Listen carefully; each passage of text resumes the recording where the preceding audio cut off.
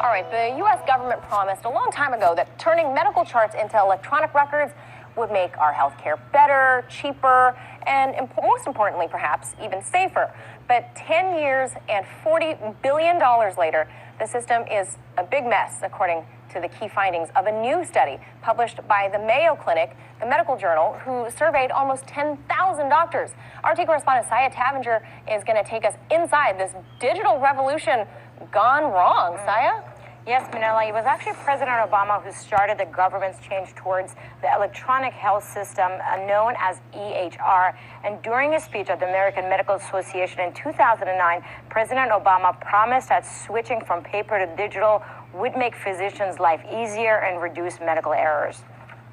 We need to upgrade our medical records by switching from a paper to an electronic system of record keeping.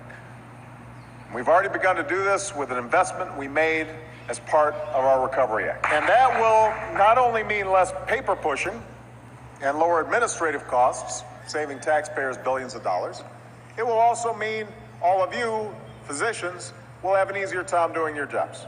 It will tell you, the doctors, what drugs a patient is taking so you can avoid prescribing a medication that could cause a harmful interaction. It will prevent the wrong dosages from going to a patient. It will reduce medical errors, it's estimated, that lead to 100,000 lives lost unnecessarily in our hospitals every year. But when President Obama made that speech, he had already signed the plan, which provided billions of dollars of incentives to providers to use their government-approved system, and providers who didn't make the switch would see their reimbursements cut. So it's no surprise that doctors and hospitals rushed to implement this new paperless system. All right, Shalom Akim. I like to say Kahalayim, Wahawadla, Maseo Bashem Yoshai, Bashem Kakwadash. Double honors the apostles and others of great men who do not rule well. Peace and blessing to the Akim around the world. I push this truth to the four corners of the earth. This is Yaraba from the GMS Trinali's camp. You know, I want to say two things. One is, you see how we said, how they say, talk about incentives. Because, you know, that is how Esau does work, with incentives and penalties, right? It's like, it's similar to the Lord with blessings and curses. You understand? But the Lord does do it for righteousness on the right hand side. Esau does do it for wickedness on the left hand side. Right? Because that's how Esau's system does work. He has actually given incentives for those who are compliant. Somewhat incentives, somewhat. And penalties for those that don't. That's one of the ways that is used to set up and put certain things in place. Whereas if they want you to do something, you know, they'll pay benefit if you do it, and they'll put a penalty, you know, some fine or jail time or whatever the case if you don't. And it's similar to when they was implementing this, right? That they put rewards for those who was compliant to it, and for those who wasn't compliant, they might have some bias towards them or have certain things cut off or certain privileges denied. You understand?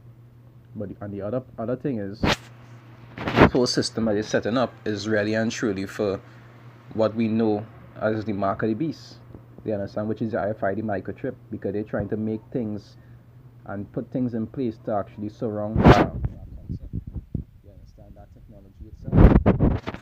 Just like with money, how they're trying to make the money digital, it's the same thing with like certain records, like they want to use things like healthcare and those kind of stuff to actually implement the market of this also.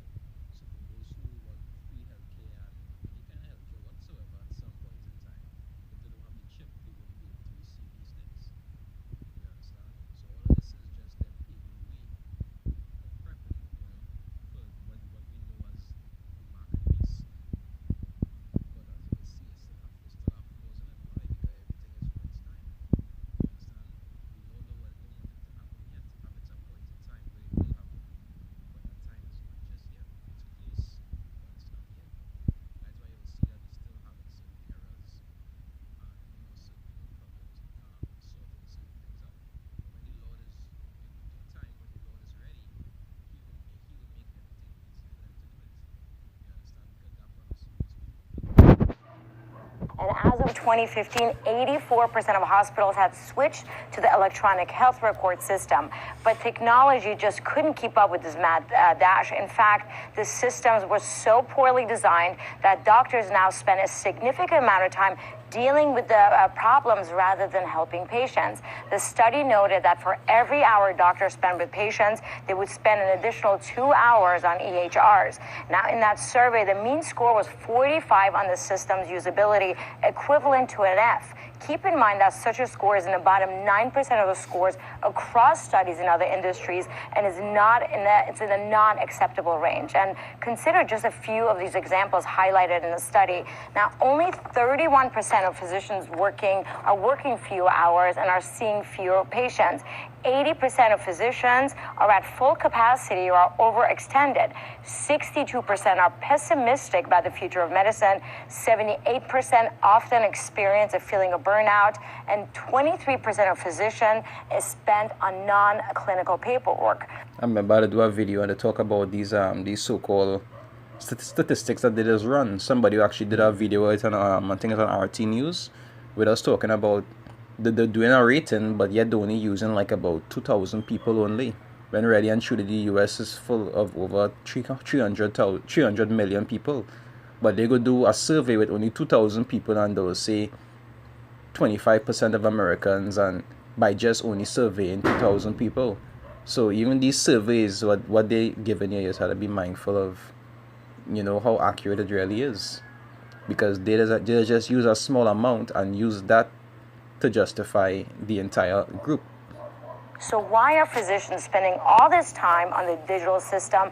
The answer is to fix system errors. And there are now a dozen of lawsuits filed by whistleblowers and hospitals alleging that the electronic healthcare software has hidden flaws and that can pose a danger to patients. Now, one of those lawsuits concerned Madhouse. In 2018, that company had a revenue of $14 billion. Now, the whistleblowers claimed that the company obtained millions of dollars in federal subsidies fraudulently by covering up dangerous flaws in that system.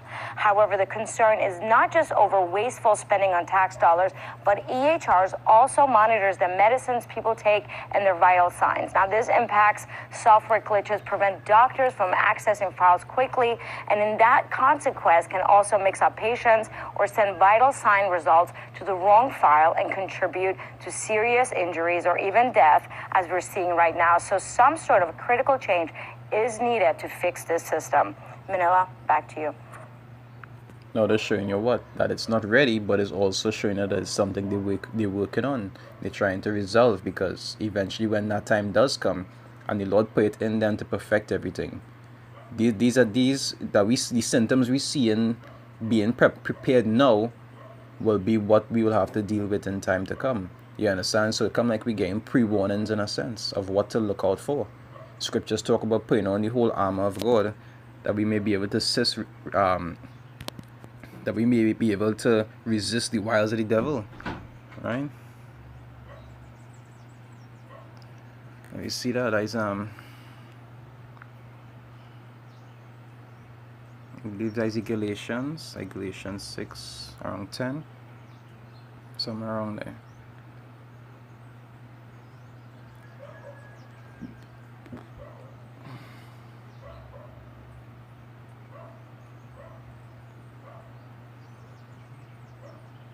I wonder if it's Ephesians. So I mix up Galatians and Ephesians. Forgive me. I have a question. Yeah, it's Ephesians. I often mix up the both of them. I'll read it out first. Ephesians 6 verse 11, right? They say, put on the whole armor of the Most High, of Yahweh, right? Which is the Most High's name in Hebrew. And Yahushua is his son's name in Hebrew. That ye may be able to stand against the wiles of the devil. Now, we look into that word wiles. Right? The wiles. I like to hear the Strong's voice. Strong's G 3180. Methodiah.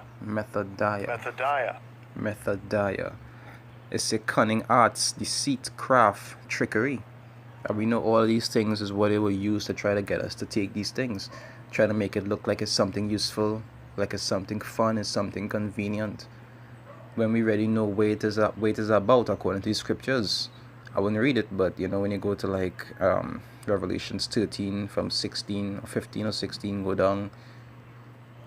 Revelations 14 from 9, go down. You know, all these different scriptures showing you about the mark of the beast. And you're seeing it even in the news and media that is something they're preparing for. You know? So I hope it was edifying. I don't make it too long. With that, I say shalom.